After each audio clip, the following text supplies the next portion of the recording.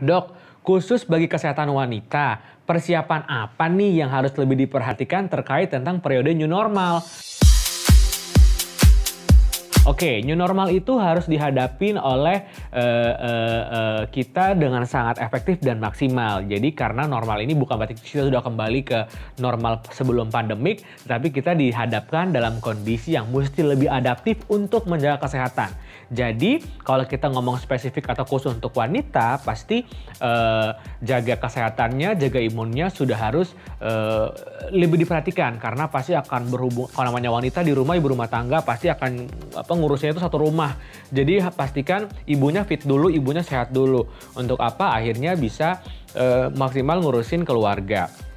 Basicnya sama kayak yang lain, new normal itu ya pasti kita tetap harus jaga jarak, kita harus tetap cuci tangan, selalu pakai masker. Bahkan dari WHO sudah ada info yang terupdate, pakai masker itu tidak selalu harus masker kain. Ini yang harus diingat.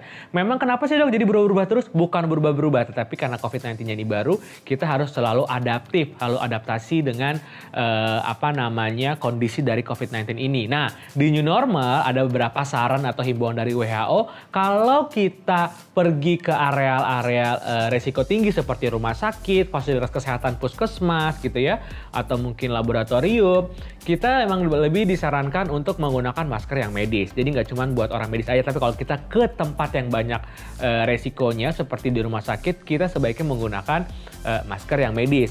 Sedangkan masker kain sebaiknya menggunakan masker-masker kain yang nggak terlalu tipis gitu ya, yang ibaratnya kayaknya tuh debu masih bisa masuk, let's say gitu. Jadi harus paling nggak dicari yang punya lapisan juga.